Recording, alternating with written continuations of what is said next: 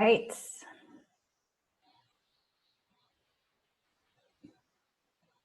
It is time to start the webinar. So I'm gonna start with introductions. Welcome everyone to this webinar on protection information management.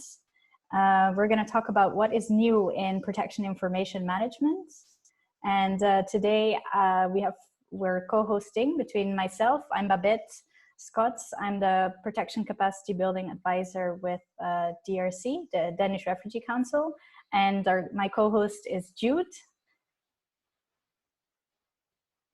Hi, Jude, you're on mute. Sorry. Hi, everybody. Thank you for joining. My name is Jude. I'm with DRC within the Protection Cluster as the co-lead of the Information and Analysis Working Group. Thanks. Not sure how we can turn off that beeping. Yeah, I don't know how. Yeah. Either, but I'm admitting everyone. So okay. As we're continuing to admit people, I just wanted to say thank you all for joining. And we have a very exciting agenda today. We're going to be talking about different initiatives that are linked and that use the Protection Information Management Conceptual Framework. And we're hosting this webinar today basically to bring PIM back to the forefront of people's minds. And yeah, to let you know, to share information about what's going on, what kind of initiatives are happening and how you can partake in those initiatives, or maybe use those, the things that are being produced and developed. So we have a very nice panel today. And I also wanted to let you know that we are recording this session and that we will share the slides with you at the end of the webinar so that you can go through them after the webinar. So I'll let you introduce the agenda. Yeah, thank you. So this is what the agenda will look like for the next 90 minutes. We'll begin by hearing from Katrine Starup, who is one of the founders of the PIM initiative, to present a bit on the background to PIM and give a bit of an overview as to what the PIM initiative is. Then we'll hear 4 short presentations that each demonstrate ways in which components of PIM have been incorporated into particular interagency initiatives or projects. So first up will be Donya, who will present on the DTM toolkit. Then we will hear from Shannon, who will talk to us about the needs identification analysis framework, an initiative of the Child Protection AOR. And thirdly, we'll move on to hearing from Frederic and Lauren to present on what is called Project 21, an initiative for joint protection monitoring in West Africa, led by the Protection Cluster. And then finally, we'll hear from Emily and Huda to present on the use of PIM in the development of protection case management guidance, which is a UNHCR IRC-led project. Hopefully there's a bit of time for a short Q&A after each presentation, and then very quickly at the end we'll refer to a couple of other initiatives that also relate back to PIM. So if I can quickly hand over to Katrine to present on what the PIM initiative is. Thank you. Thank you very much. Thank you very much, Babette and Jude. And I've been looking very much forward to be part of this afternoon's webinar on putting PIM, the initiative, but more importantly, the conceptual framework back on to the forefront of our minds, and very much to hear from the colleagues in the panel on these various ways, initiatives and tools that are building or from and learning from the PIM conceptual framework. So what I'll do very briefly here is just to do a quick, brief refresher about the PIM initiative, but more importantly about the PIM conceptual framework, as we call it, and its components.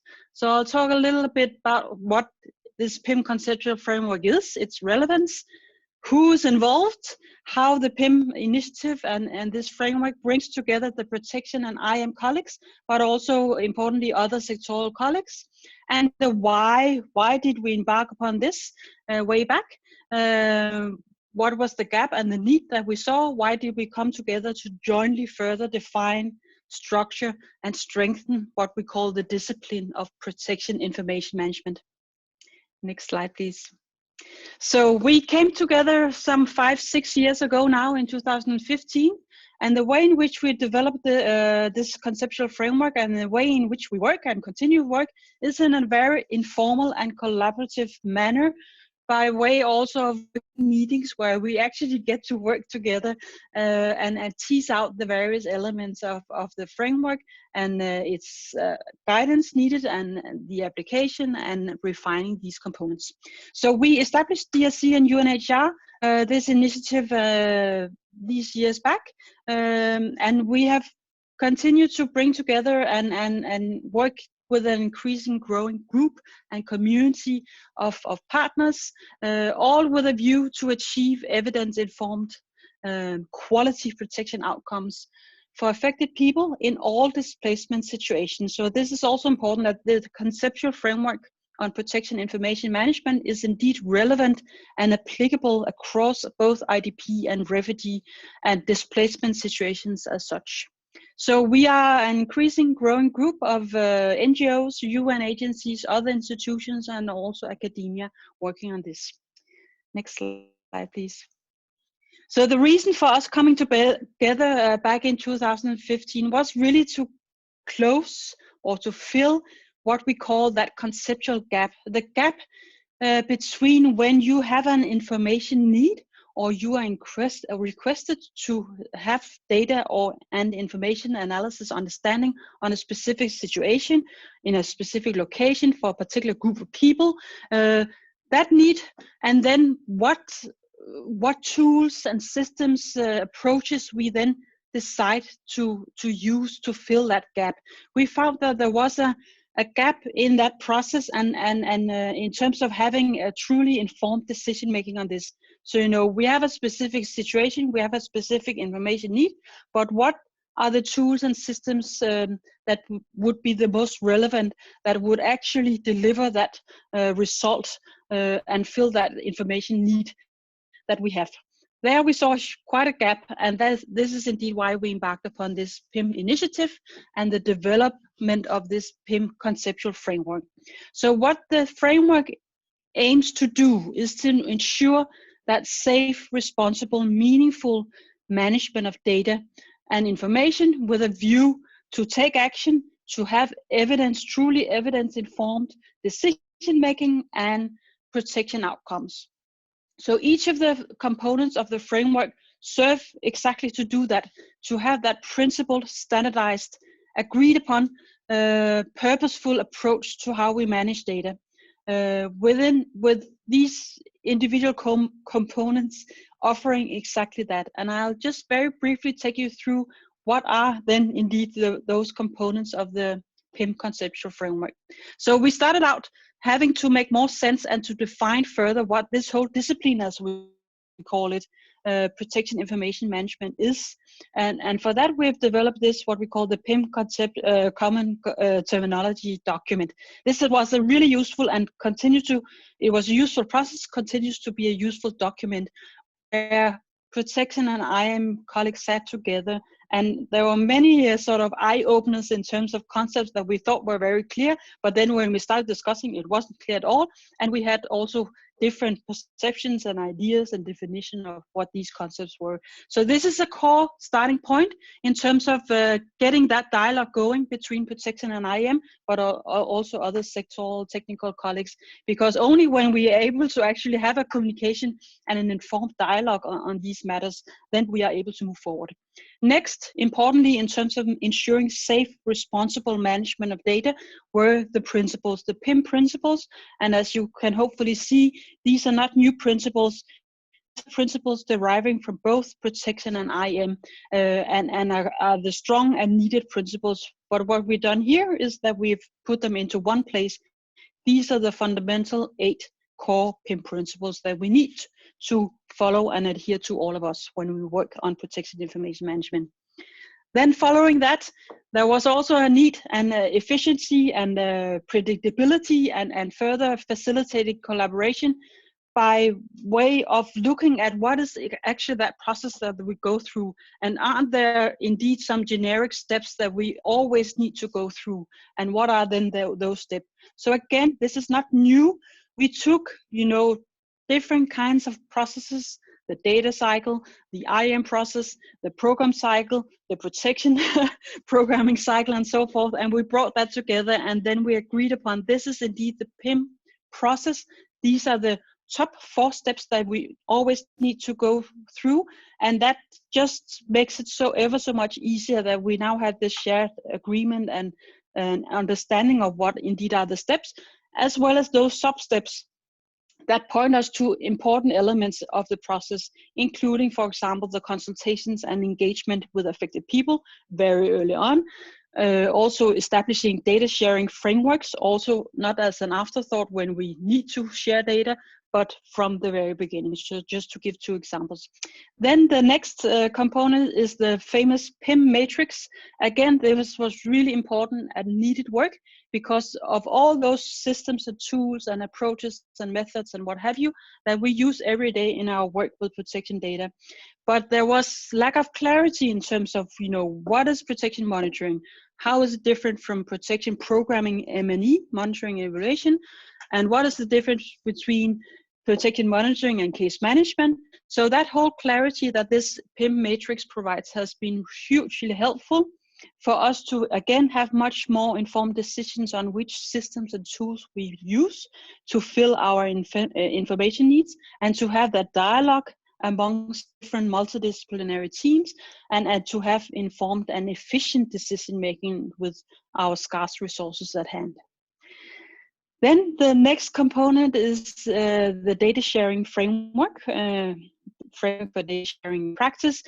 This is also very reflective of how data and the whole IAM environment has developed over the last couple of years, and indeed also about the various sensitivities pertaining to protection data, but certainly not only to protection data, because we also know in other sectors how data on affected people, displaced persons, can be incredibly sensitive, even if it's not a protection sort of incidents, for example, but also data related to other sectors. So the whole need, we had a strong wish to move forward on this, and not only look at the risks, but certainly the risks, but also look at the benefits that we can mobilize each other and move forward on this together. So seeing and making clear what the benefits are of sharing data and making much better and more use of the data that we have. But of course, in a responsible way, therefore such a data sharing framework. Lastly, I just wanted to touch upon also thorough discussions and work we've done on what are the core, what we call core competencies within protection information management as a discipline, but as a multidisciplinary sort of area of work, because it does indeed exactly bring together the IAM colleagues and the protection colleagues, and also other sector cluster colleagues. And there we've done a lots and lots of capacity building efforts over the many years, and we will continue to do so. Thanks. Next slide, please. So wrapping up now with this very short brief and refresher on the PIM initiative, but importantly the PIM conceptual framework and its components. It is really that aim to strengthen our management, our sharing, our coordination of the work that we do with protection data and information, to effectively inform, and that's where you see the diagram here, bringing the PIM process together with the protection sort of process of informing our protection analysis, our subsequent strategy setting, and then our subsequent resulting protection response. So that is what we bring and have seek to achieve with the building and refinement and development of the PIM conceptual framework. It is really to have that those tools, those guidance pieces, those components, those definitions and concepts that can help us to reflect the actual risks and needs and concerns and contexts of displaced and displacement affected people. Next slide, please. I just wanted to finish off saying that we have, and many of you will probably know, but we do have a dedicated PIM website, and there you can find all these many materials and guidance and tool pieces. And we are working in this initiative within a strategic framework. So we have this current 2-year strategic framework with those 3 priorities as you see on the slide. Building further, maintaining our community of practice of an increasing number of colleagues working with protection information management, seeking to continue to refine and upon request also develop further guidance on those PIM conceptual framework components, and then importantly building the capacity and the learning around how to use and make good use of the PIM conceptual framework in the field and at the global level and across. Thanks a lot. Thank you so much, Katrine, for that great introduction and a refresher on the PIM initiative and the PIM conceptual framework, which is very useful. We'll now move on to our first presenter in terms of sharing one of the ways in which PIM has been used. And the first presenters are Donia Pavone and Simona Holiday from IOM, who will be presenting the DTM and Partners Toolkit. The floor is yours. Can you hear me? Yes, we can hear you. Hi, I'm not going to turn on the video on for your own sake. Hello, everybody. I hope you can hear me well. I'll give you a short brief of how the DTM and Partners Toolkit came to be, and then I'll hand over to Simone to show you a few of the tools that you can find. This is going to be only an appetizer, of course. You can move to the next slide, Babette, please. But if you want more information or you want a guided session, we're very happy to give you a private one or a group one. So feel free to contact us. Babette will share our contact details. What you see here is the one of the pages, one of the landing pages of the DTM and Partners Toolkit. And it's very cool because you can click on the different steps of this process, and I'll mention the process briefly later. And see a little bit more about that specific step and find the tools that relate to that step and so on. Next one, please. So what we're going to try to do in less than 10 minutes is going to tell you why and how the Partners Toolkit was developed. It had to do with the ground bargain, but also how it relates to PIM and the PIM influence on developing this toolkit. And then also to show you the main tools and understand where you can find the tools that you might need. Next slide, please. Just want to clarify the term partner because it's used in so many ways, but in the DTM and Partners Toolkit, it's really, a partner is really any organization, any agency, any institution or group, sector, cluster, working group that can use the DTM data for humanitarian response. So these are our partners for us. So it's really a cooperation between somebody who is a data provider like DTM and then all the data users that use the data for humanitarian response. Next one, please. Why was the DTM and Partners Toolkit created or developed? Next one.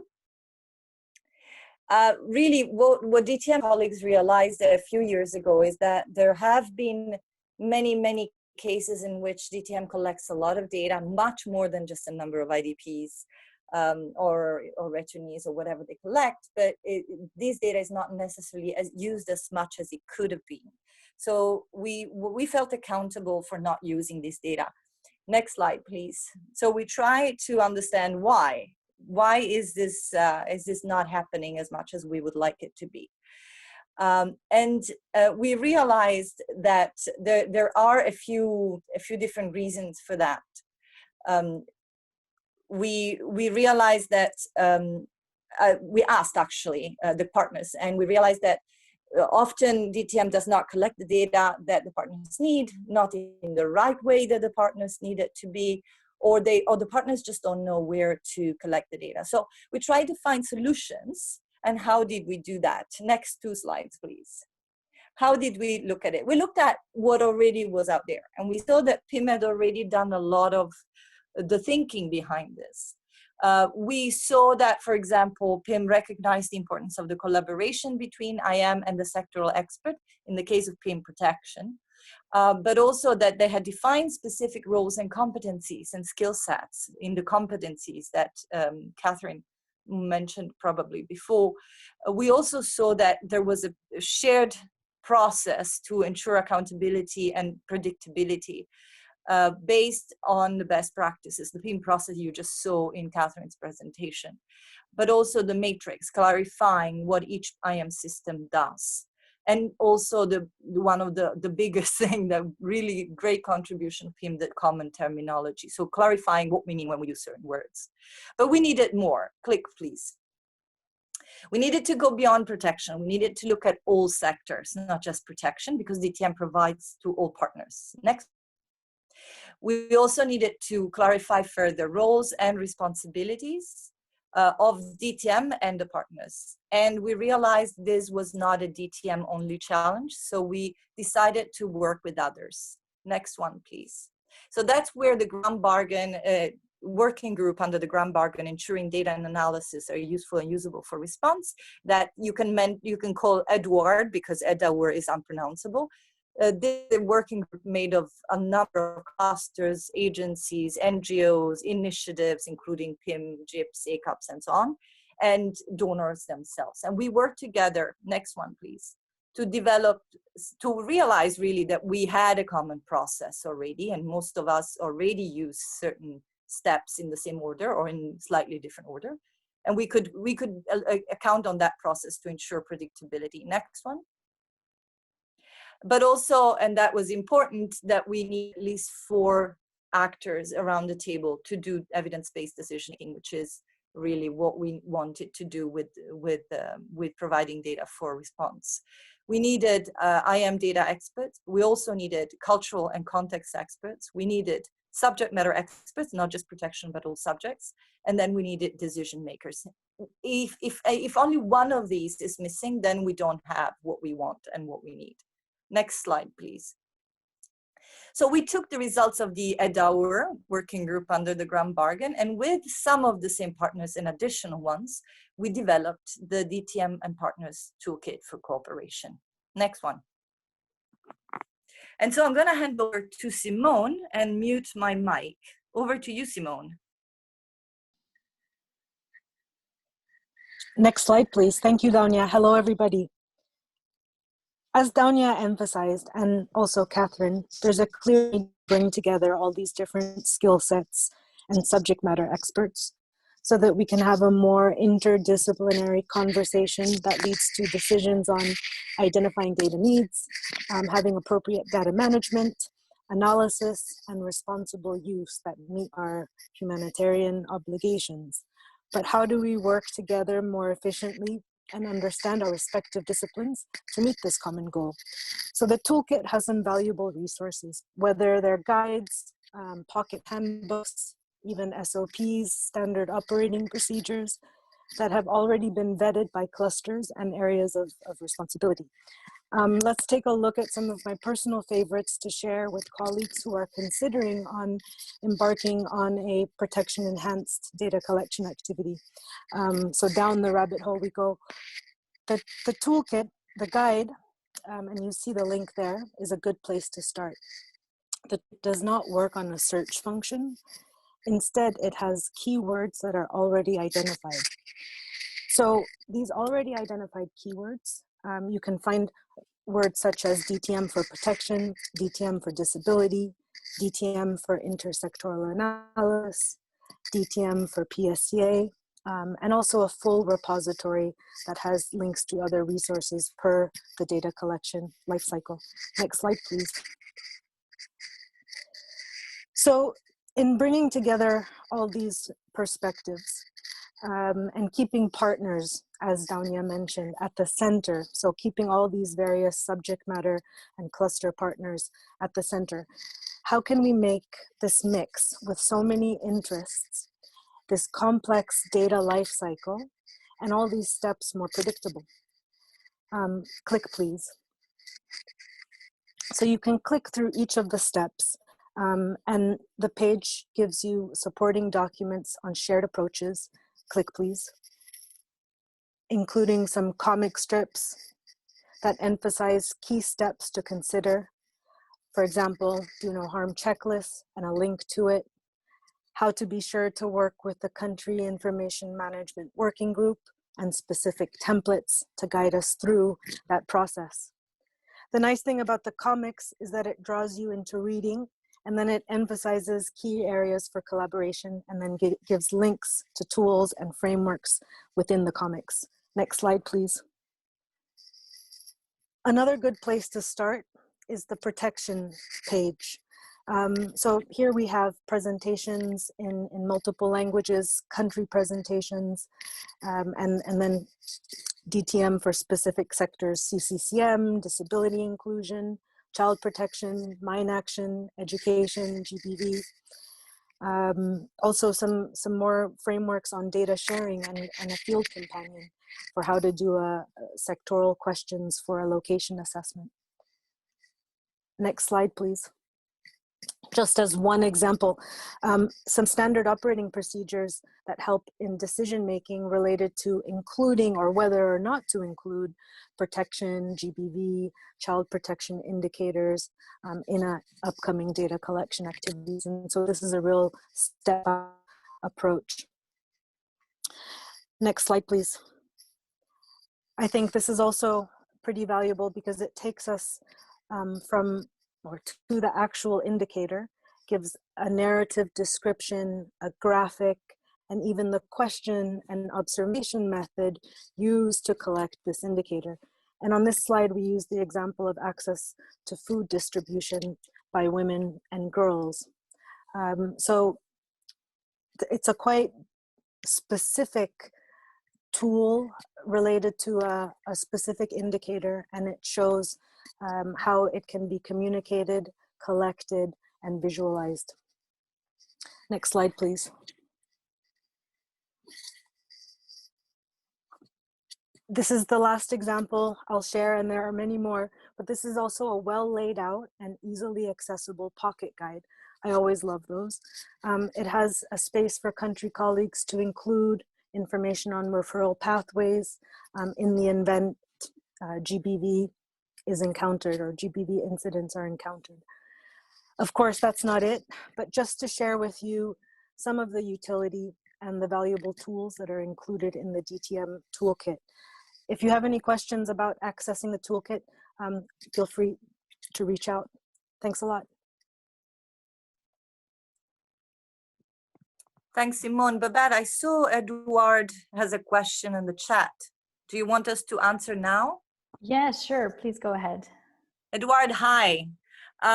Look, there is an interesting, it's an interesting question. We gave presentations exactly about DTM and protection.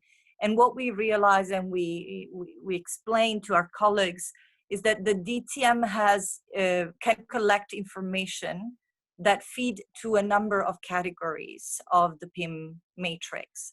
So somebody, Miran, suggested population data category, and that's definitely the most clear one. It's also the one that the PIM matrix has an example on.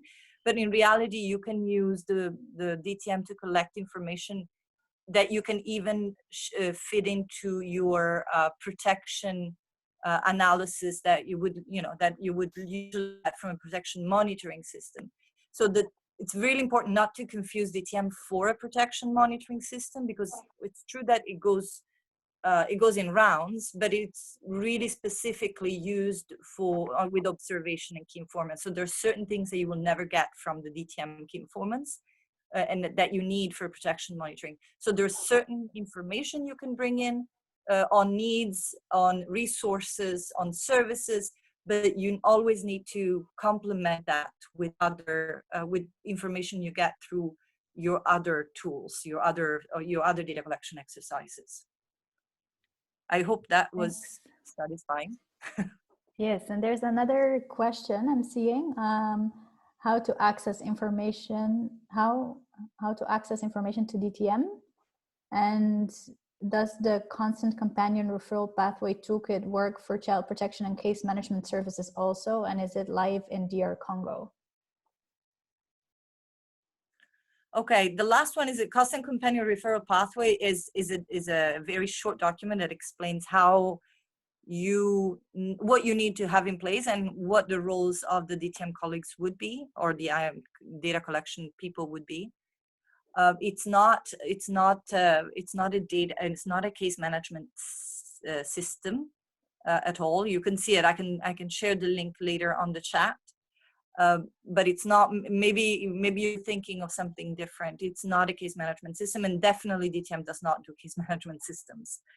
So you would just have a clear understanding of what is the role of data collectors in terms of information provision or not, and what is their, how do you do referrals if you have to do referrals without causing harm. So that's the purpose of that. And then the other question is how to access information from DTM. So if you're looking at the data from the DTM data collection, the website that I'm going to share as well on this chat is the general DTM website, where you can then select the country you want for data sets or for reports, and you can download Excel sheets for data sets, or you can download reports. It's important to note, not all data is there. Whatever is considered confidential or could put people at risk is not on a public website. But all the other data are there. You don't even need a password. Okay, and I think we can do one more question quickly. Does the constant companion, oh no, we've already had that. Oh, it's Steph who is explaining this point, whether the pocket guide to which actors do what and where could be useful in child-friendly spaces, not just for data collectors. Yeah. I'm not sure I understand. I think it's just an explanation of the question. Yeah, just whether it can be more broadly used, I think, in child protection. Steph, I'm going to share the website, and Babette will share my email, so we can talk about that later on whenever you have had a chance to look at the website. So maybe that clarifies. Let me share the website with you. Yeah. Thanks. Super. I think that's great. Thank you so much, Daunia and Simone, for this great presentation and insight into the tools that you've created. I'm sure that if anybody has more questions, they can reach out to you. And like I said earlier, we will share all the information of the speakers with you at the end, so that you can contact them if you want to and ask more questions. Well, thank you for letting us give this presentation, because we really, the DTM and Partners Toolkit really owes a lot to your colleagues from the PIM group, because we used a lot of their work, really. One of the things we have is a UNOHAM checklist that takes really a lot from the PIM and OCHA framework for data sharing in practice, for example. So thanks again. Yeah, that's great. Good to hear. And thanks so much. We'll now move on to the next speaker. So I will flip through some of these, and we're going to talk about the needs identification and analysis framework, the NIAF or the NIAF. Shannon will be presenting. Shannon, are you with us? Yes, I am. Hi, welcome. Thank you very much for having me. And I would like to invite Daunia, who's also worked quite a lot on this, to jump in if you feel that you have anything that you would like to add while I'm speaking. Daunia, don't be shy. And so the needs identification and analysis framework is a framework that was developed by the Child Protection Area of Responsibility, which some of you in the field might refer to as the Child Protection Subcluster. And they recognized that they were facing challenges. Their field colleagues, coordinators, and IMOs were facing challenges in evidence-based decision-making at the cluster level, which is strategic decision-making. And the main challenges that they were facing were that they were launching child protection rapid assessments, which were very resource-heavy and time-consuming. They were collecting a lot of data that was not being used. There was a lack of clarity in terms of the roles and responsibilities in strategic decision making between the coordinators and the information officers and the partners within the cluster. They were not using secondary data sources to the extent that they could have been using them, and they were often figuring all of this out at the last minute, which I'm sure that you can all relate to when the HNO and HRP crunch happens every year. And so the needs identification and analysis framework was started to try to address some of these issues. And it looks at the approaches and the process, including timelines related to HNO and HRPs. It looks at roles and responsibilities, and it looks at tools for data analysis to understand child protection needs. And so the first version of the NIAF was produced for COVID, and based on how it was rolled out and experienced in the field, it is now being updated for the next HNO and HRP cycle. So for this presentation, it's going to be quite short, but I wanted to let you know, firstly, what is the NIAF about and how does it align with the PIM? So the NIAF is about enabling the Child Protection AOR to understand child protection needs and risks without having to implement child protection rapid needs assessments. And so we are moving away from doing our own primary data collection for cluster strategic decision making. So again, this is not about the decisions that partners need to make in terms of how to implement in the field. These are higher level decisions that need to be made. So it's about making better use of secondary data and analyzing and interpreting the data that we have. It's about using quantitative and qualitative information. It is a structured process. It makes better use of local actors and their staff, of their staff's knowledge, and it can be used in any setting. Next slide, please.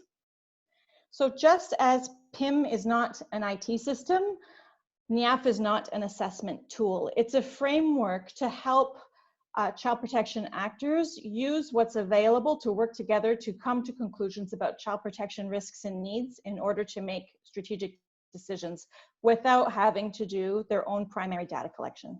Next slide, please. So perhaps it'll help you a little bit if we quickly go through this to kind of understand what the NIAF is.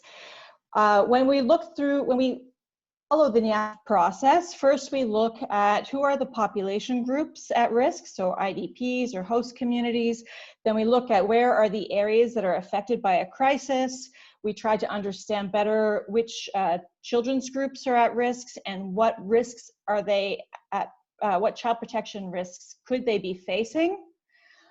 Then we look at the factors and actors that might increase or decrease the risk. We look at severity level for each area to identify where are the most affected areas.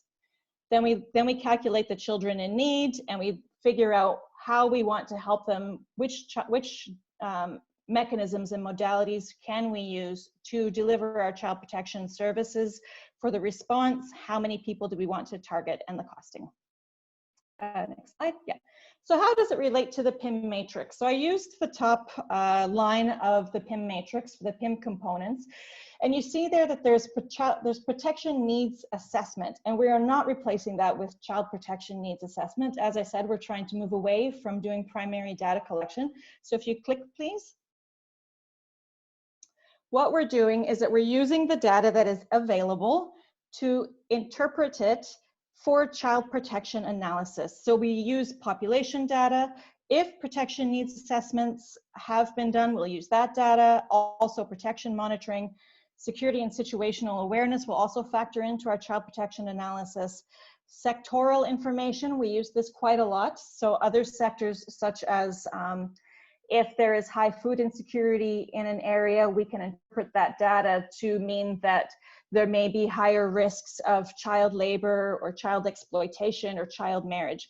Same with if there are areas where there are people living in crowded shelters or in temporary shelters, we can interpret that to mean that those are areas where there is higher GBV risk, as an example. So we're using a lot more data from other sectors to come to conclusions about child protection risk without having to ask sensitive questions to key informants or to beneficiaries. And finally, we are also using communicating with affected communities data. Now, you might be wondering why we are not using case management data. We might use it just to say, qualitatively, we know that these are issues because they have been raised to our partners, but we would never quantify case management data. And the reason for that is that we cannot say that there is this many people who've been affected by sexual violence, for example, based on our case management data, because case management data only provides information on the beneficiaries of that service. It does not tell us how many people have been affected, and it does not tell us about people who've been affected in places where we have no partners. Protection response monitoring, again, here we might use information about the 4W to complement with other sources in order to do a mapping of available services, but we'll pretty much limit it to that type of information for our child protection analysis. Next slide, please. So the NIAF steps and the PIM process. Firstly, I'll go through the NIAF steps. So the first step is to identify decisions and information needs. And if you click, please. This is where the PIM process mostly fits. And it very much follows the same process that the PIM is following. In terms, we're recommending people to first identify what decisions that you need to make. Then what information do you need in order to make those decisions? Where is there existing data? Do we already have that information available? And where are the gaps? And to work from there. We don't go into the process of, okay, this is how you launch your own data collection methodology, because we're moving away from that, but we will go into the process of, okay, so we've identified data gaps or information gaps. Who can we work with to obtain this data? So it might be, for example, with DTM, or it might be with the MSNA. But the point is that we want to identify early what we need so that once we need to do our assessments for the HNO and HRP cycle, we have that data available and we're not scrambling at the last minute. Then the rest of the NIAF, oh, sorry, can you go back? The rest of the NIAF cycle is how do we use that data? What is the process on how we work together to come to conclusions that we need to make for strategic decision making? So the second step is to describe the child protection issues, the priority population groups, and how the impact of risks, how they impact different population groups. The third step is to understand where are the most affected areas. So that's where our severity score comes in. This is where we will calculate the number of children in need and people in need. Number 4 is to envision the change. So this is to discuss the response priorities. What does the community prioritize? What will our exit strategy be? Number 5 is to plan the response. And this is very much like the HRP process. So what are our response modalities? What are our targets? What's our costing? Where are our priority areas and actors going to be? And then the sixth step is to do a sanity check on it to make sure that what we're proposing is effective and appropriate, and we will not be doing harm through our actions. And then the 7th step is about setting up a monitoring situational monitoring process that will allow us to adapt our response if there are significant changes in the situation. Next slide, please. So this is an example that we have from Ethiopia. This is a visual example of what was produced out of step 3, understand the most affected areas. In Ethiopia, we used data from several of the PIM categories, including population data. We used sectoral data as proxy indicators from other sectors, including shelter, wash, and food security, and coping mechanisms. We used information on security and situational awareness data and service availability data in order to figure out what the level of child protection severity was for over 900 displacement sites. And the result was this graph, which enabled the child protection cluster, and they were working also with the protection and the GBV clusters in Ethiopia to look at, okay, here are the places that are most in need of child protection responses. Let's have a discussion about it to figure out where can we access, what do we want to prioritize, because not all of these locations were accessible at the time. And the objective of this was to help partners prioritize where they wanted to set up their protection monitoring. Next slide, please.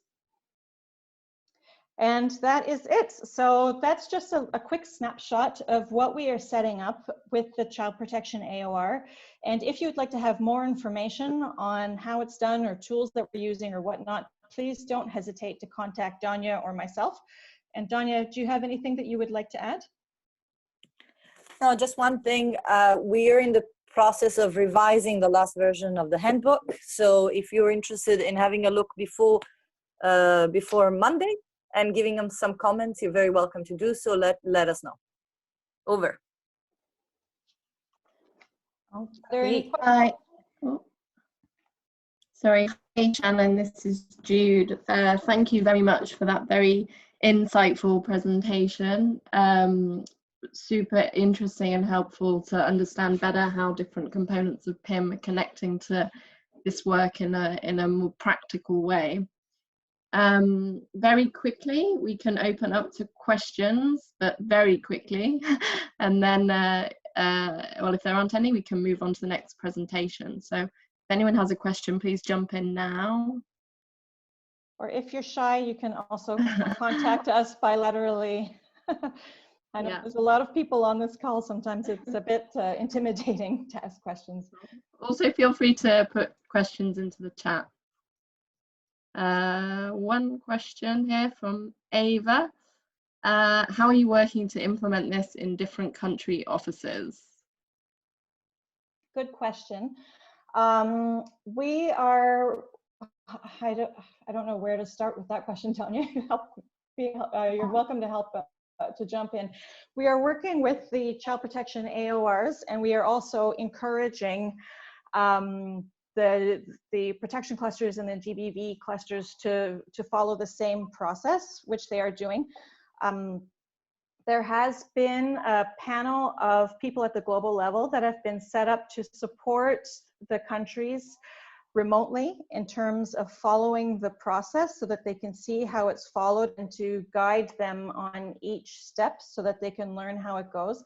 And none of this is really, I think it's important to point out that this isn't really a new thing. It's more about trying to facilitate the collaboration between the various actors in the field to come up with conclusions about risks and needs without having to resort to primary data collection.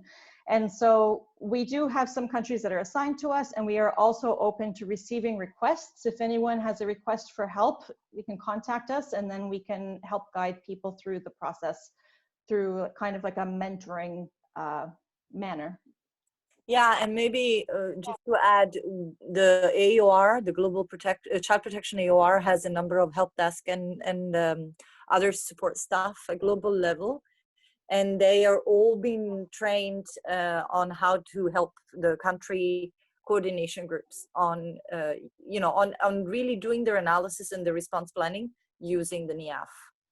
And they, you know, we've done it last summer, the field support, but we're going to continue this year, but we're going to start February with field support so that we get to the moment where the HNO-HRP is launched, knowing already, as Shannon said, what information we're missing, if we need to put new, you know, new questions or we get new information from MSNA or other primary data collection exercises. Great, thank you so much. If it's okay, I think we'll move on to the third presentation. So we will hear from Frédéric Bayel and Lorraine Mukulu, apologies if I'm pronouncing your names wrong, to talk about their joint protection monitoring work in West and Central Africa. So over to you, thank you very much. Yes, hello, good morning, or good afternoon, depending where you are.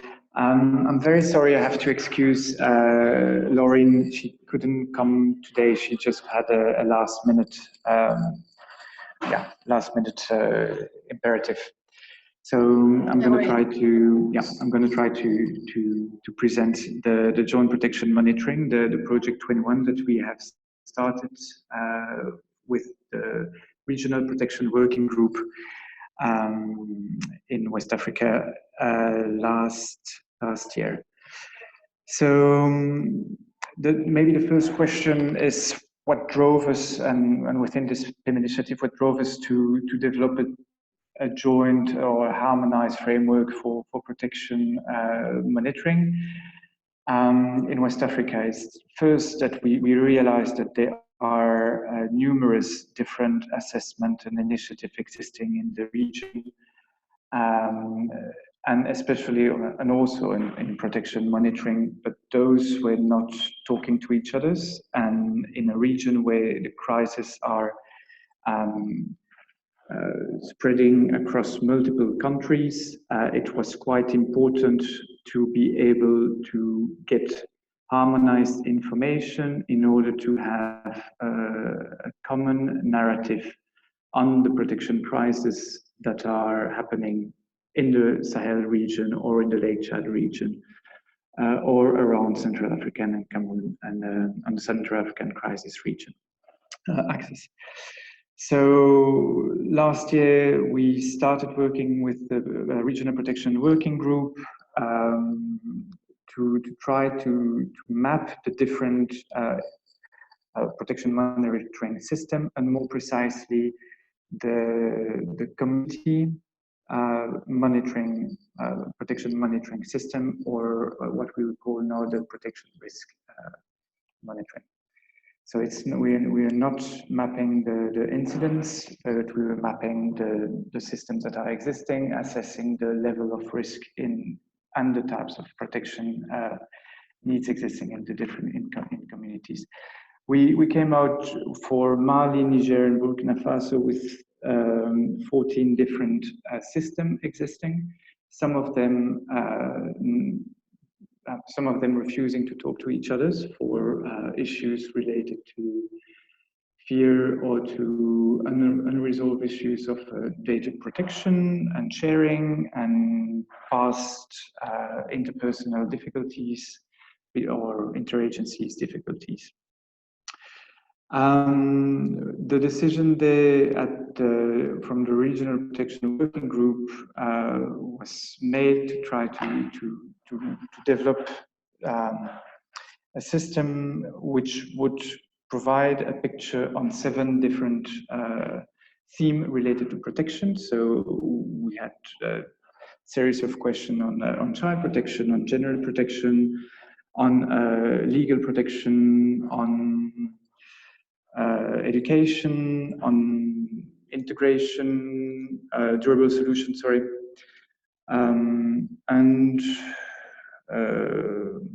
Yeah, I think I forgot one,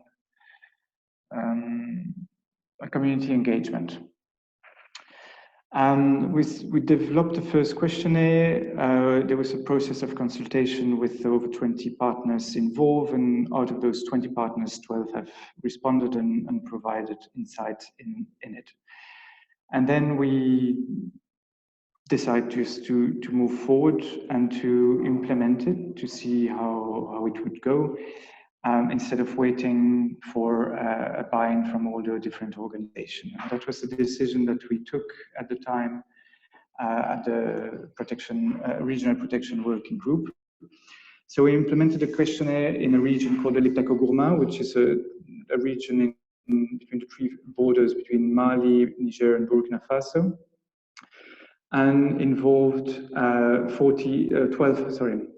12 partners that are already running protection monitoring for UNHCR in Niger and in Burkina Faso, and partners from DRC running other systems of related to protection monitoring or community risk assessment. In the past 6 months, we jointly collected, run over 3,900 questionnaires in those regions, and provided a monthly dashboard in the region, which is the P21 dashboard. I can share with you maybe the link with it, if I can find where I put it. Yeah. So I put it in the conversation. I put the link to the dashboard here. We covered 99 different administrations, and yeah, at municipal level. And if you can see you can have a link to the dashboard. Every month there is a dashboard coming, which provides a snapshot of those 7 themes from the questionnaires that are coming up, or from the key informants and the household questionnaires that are coming up, and the information that we are gathering. Every quarter, with the first coming up now in January, we've been a little bit late for that. Every quarter we have engagement to produce also an analysis of the trends from the data that are coming both from that project 21, but also from the different other assets. From other data sets and other organizations during that quarter. So the protection analysis would be a first analysis tool, a first analysis for the region. It has been developed and fed into by multiple organizations, including UNHCR, including UNFPA, IOM, Save the Children, DRC, Intersos, and UNICEF. Well, anyway, and the organization involved in the different AORs and in the protection working group, and I'm certain I forget some of them. So we've got those 2 projects that are coming. So the first one is a monthly dashboard, and the second one is a quarterly analysis. The objective of the analysis is to be able to link the protection risk monitoring with other information or other analysis from other sectors, namely to feed into systems such as the DTM, or to feed into humanitarian needs analysis that REACH is having in the region, or to feed into also the cadre harmonisé, which is the food security harmonized analysis for the region here. The lessons learned. So we've been running also a review of the process.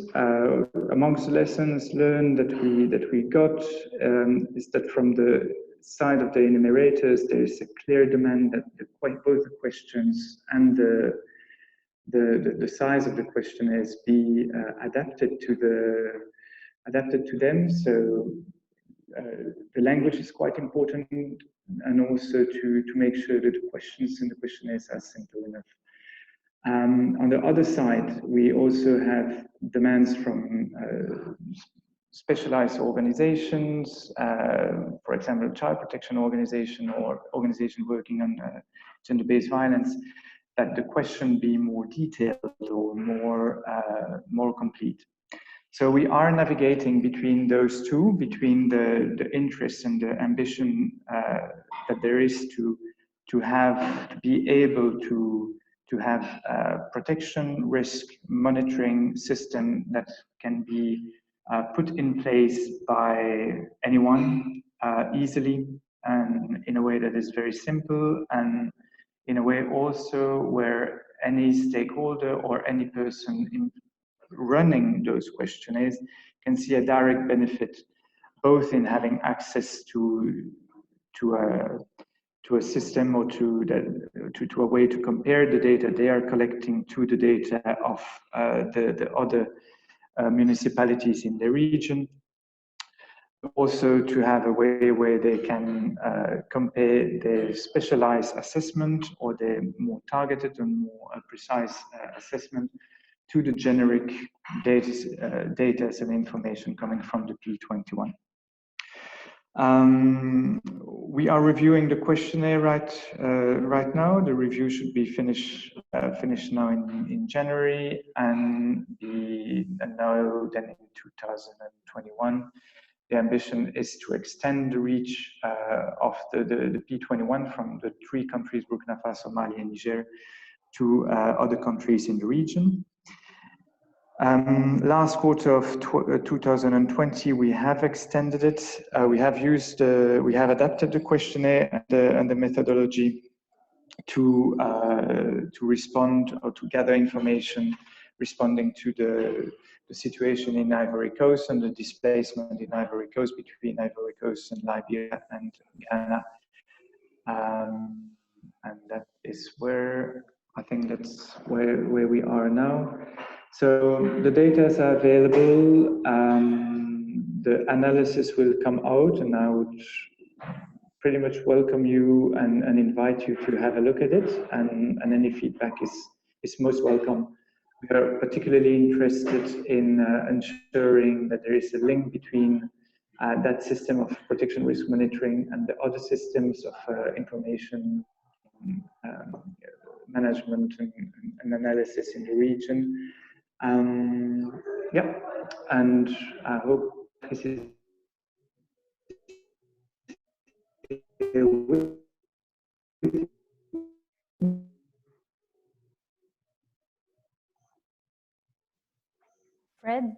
Fred, we lost you.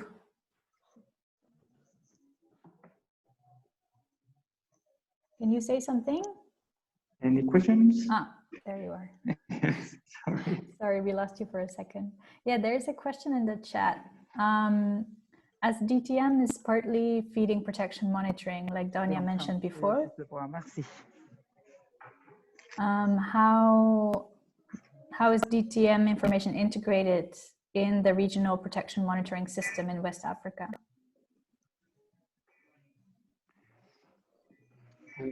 The DTM, the IOM is taking part in the protection analysis and has been following up also with the setting up of the P21.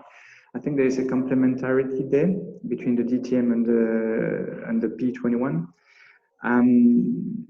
As I said in the beginning, we have decided to move with a product that is not perfect in the beginning and to improve it slowly. So I think that the key message that we got is, or that we are sharing also, is that we rather have good enough data and analysis than to have something that is perfect and well tuned, but it's better to have something that's good enough and timely. And so we are working clearly on how to integrate all of the different elements and data set and information right now. Okay, so IOM is part of it. The DTM, the country-based DTM and analysis and reports are also feeding into the quarterly analysis, and that's where we are at the moment. Over. Now, if Patrice is around. No. Okay. No? All right. Thanks so much, Fred. Thanks for the presentation and for sharing your insights in the joint protection monitoring from your region, and for the work from the protection working group. Jude, I'll hand over to you. Hi, thanks for that. And yeah, thank you, Frederic. That was a very interesting presentation as well.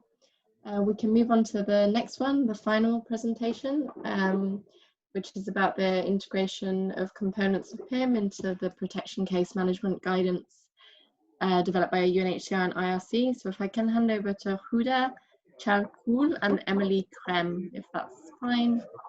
Thank you. Hi, Hi, Babette, Jude. This is Huda Shalshul from UNHCR, just to correct the family name.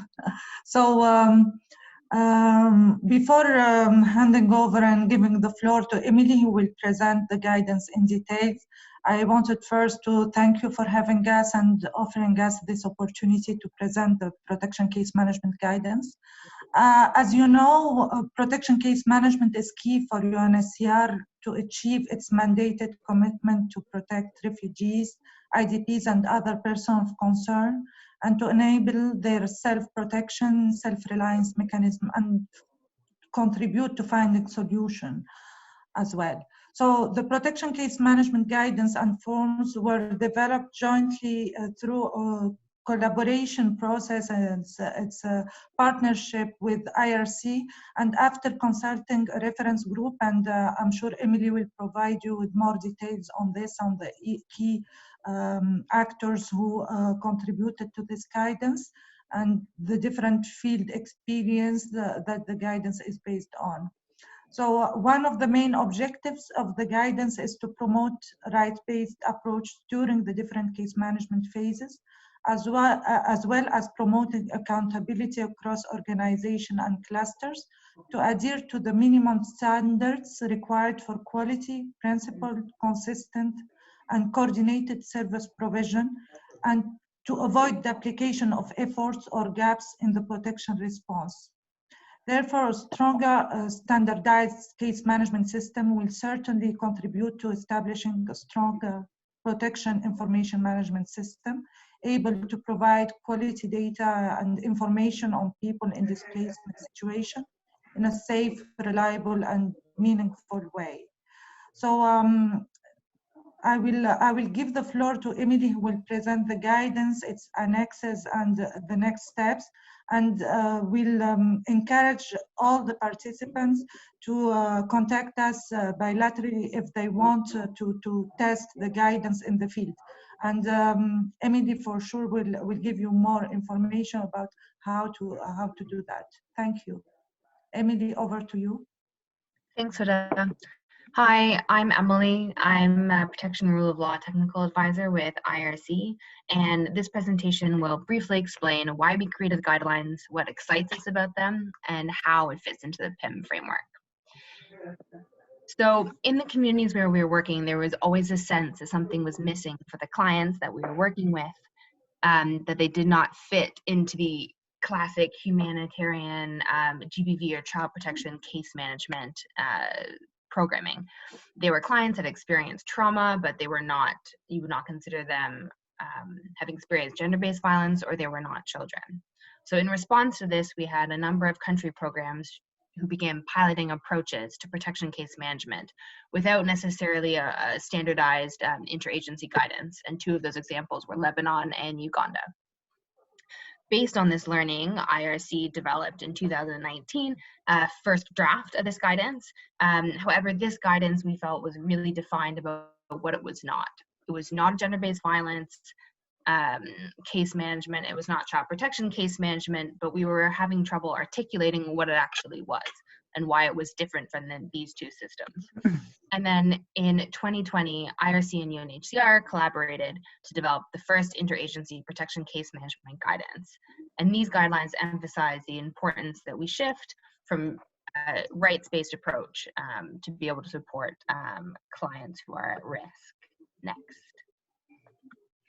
So some of the components that are new and different about this guidance, we'll be reviewing 3 out of the 4. We don't really have time to go into our human rights theory and our inclusion approach, but we'll be going over the other 3.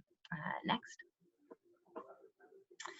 So as Huda mentioned, this was developed in coordination with a couple of the key PIM principles of collaboration and standardization. Well, the guidance was written by a consultant, Colette Hogg, who drove the whole process.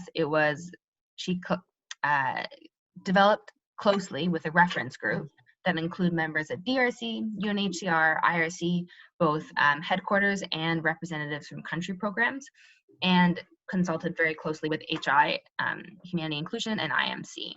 What was missing, however, is consultations and membership of local organizations on the reference group, but we are hoping to rectify this omission during the next phases of the rollout. And then this guidance, again, oh, sorry, almost done.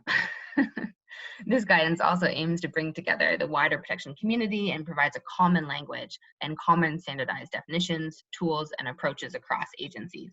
We are not quite there yet in terms of mandating everybody use the exact same tools, as these tools have yet to be piloted and tested. However, we think it is a first step towards moving towards that standardized approach. Next slide. Another component of the guidance that we think really fits into the PIM framework is the emphasis on analysis.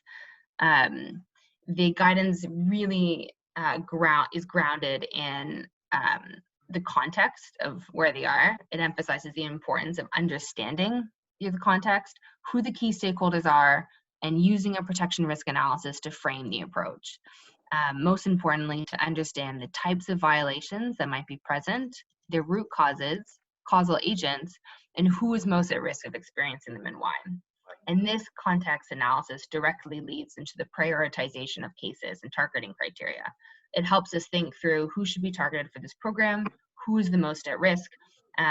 So for example, our teams in West Africa might have a very different targeting criteria than those in the Middle East. And that is something that is emphasized throughout this guidance. Next. So moving on to how we are defining protection case management. So this guidance defines protection case management as a structured and sustained method for providing responsive and remedial support to a person at heightened risk of rights violations in order to manage and ultimately claim their rights, leading to safety, dignity, and ensuring resilience. The caseworker informs the clients of all available options and supports them in identifying them, reaching their personal goals by leveraging their strengths and working with service providers. This definition is in line with the PIM matrix, which categorizes case management as one of the key interventions. Next. So who are we supporting with protection case management? This case management moves away from supporting predefined vulnerability categories that can be used such as generically as persons with disability or older persons. Instead, it looks to examine a balance between the risk factors and the protective factors. So on one side of the fulcrum, we have our risk factors, which are defined as the factors which are a part of and determined by the environment to which our clients live in, whether that's physical, social, or economic, and how that environment interacts with certain characteristics of the individual.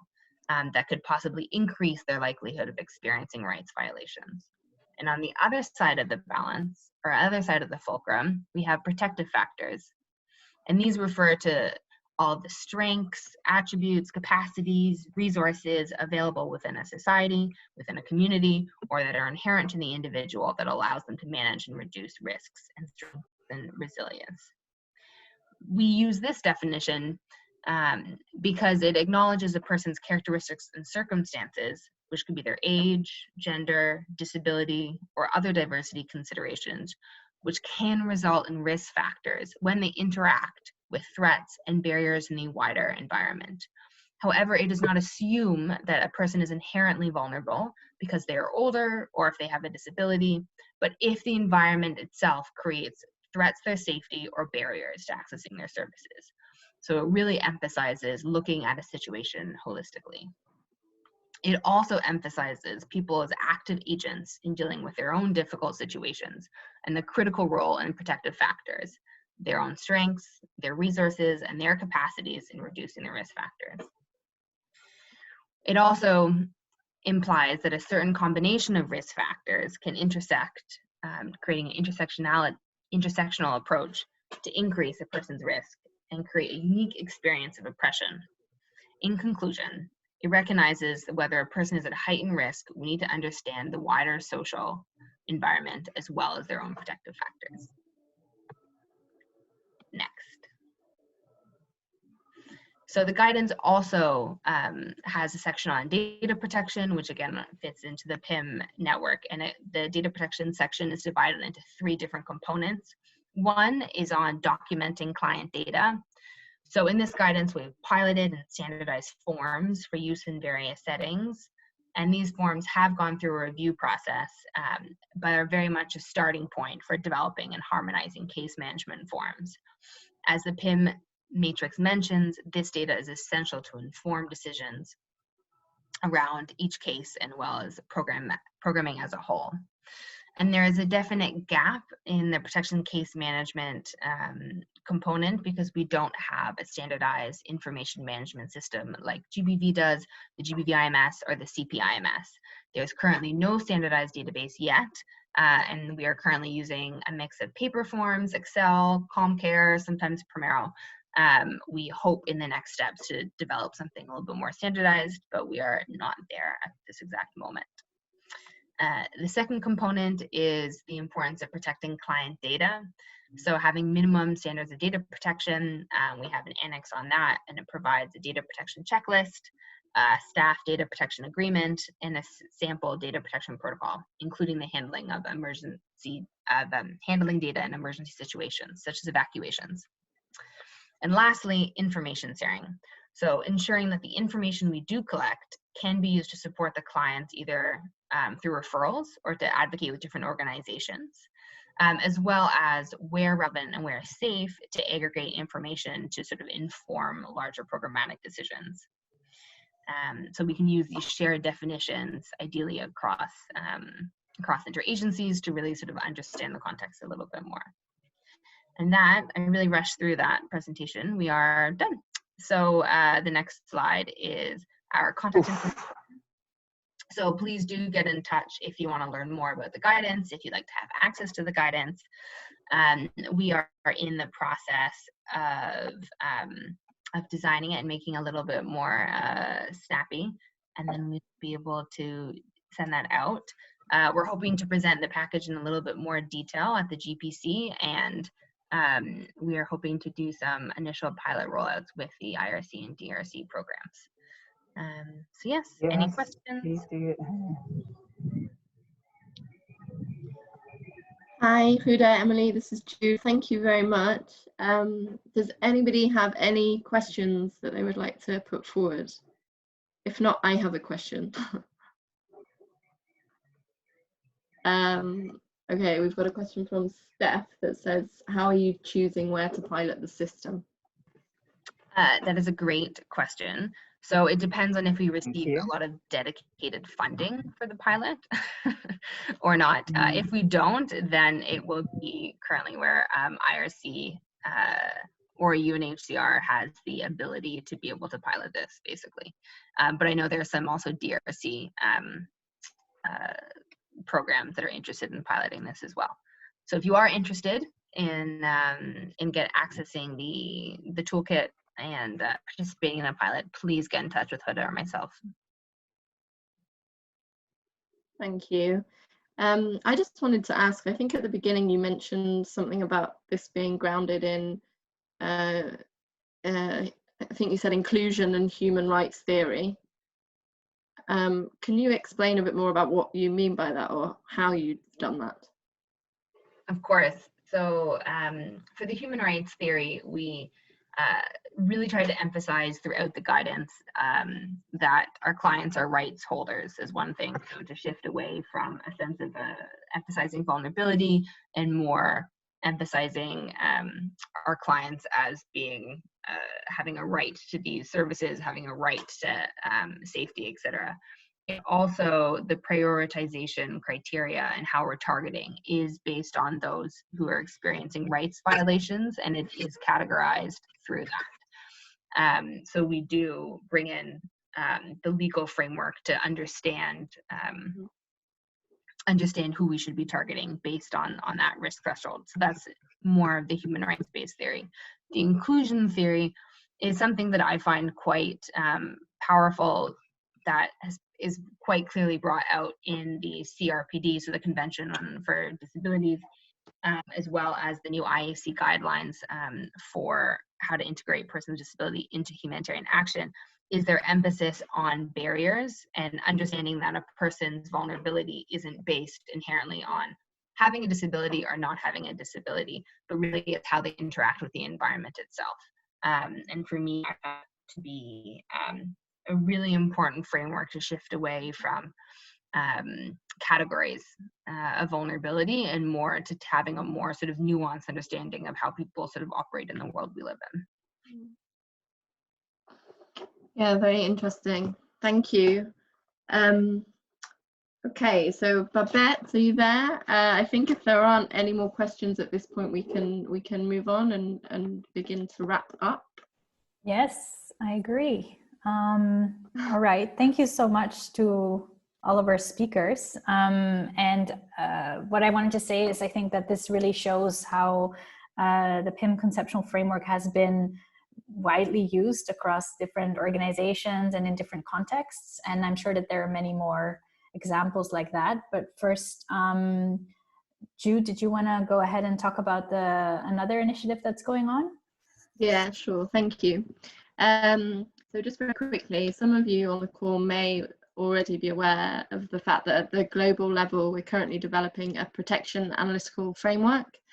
And this is a project that is being led by DRC and IRC in collaboration with the Global Protection Cluster and the Information and Analysis Working Group.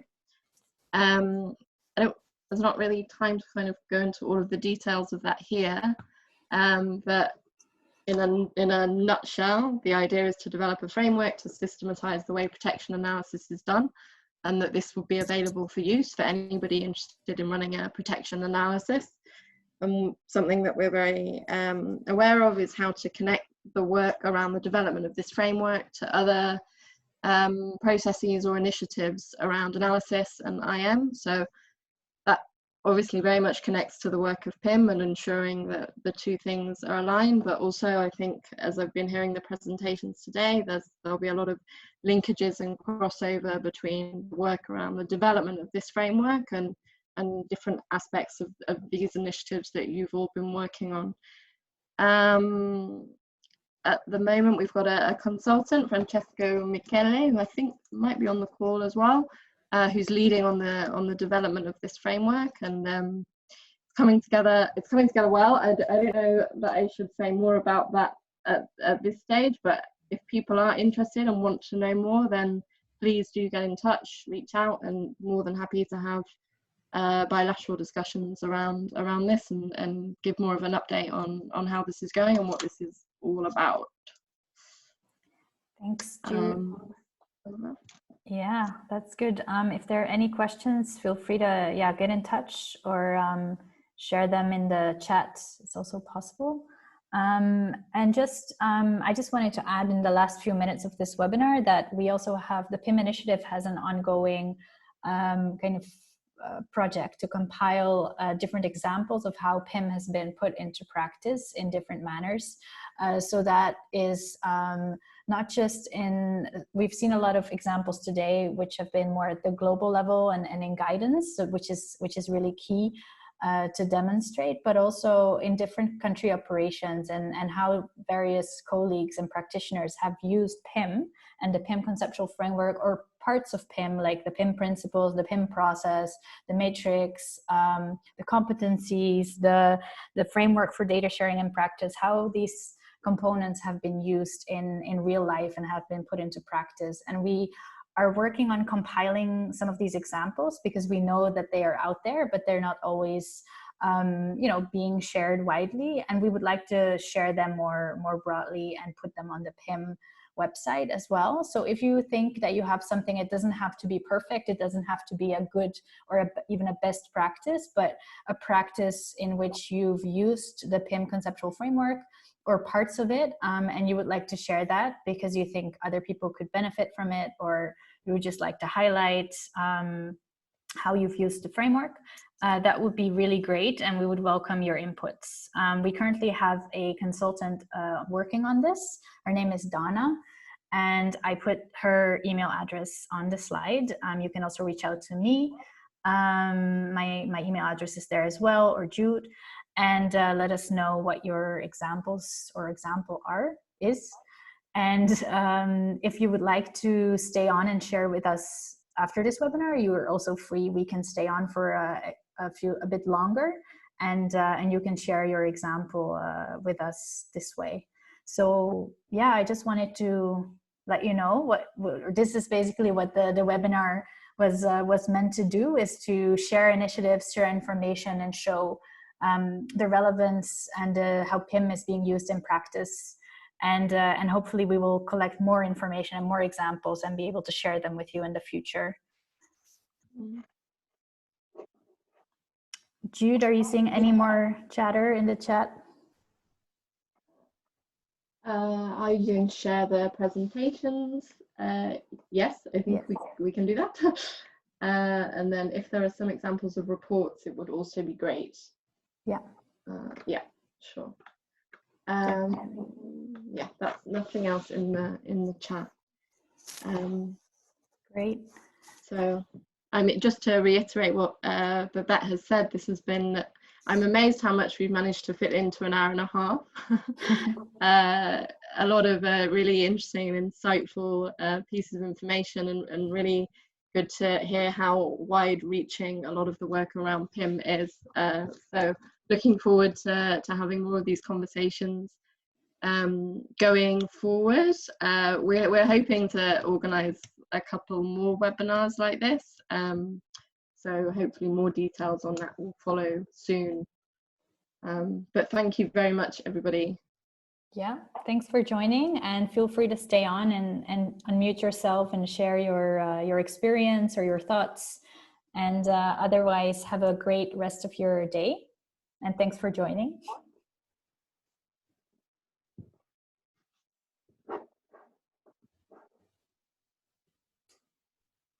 Thanks. Thank you.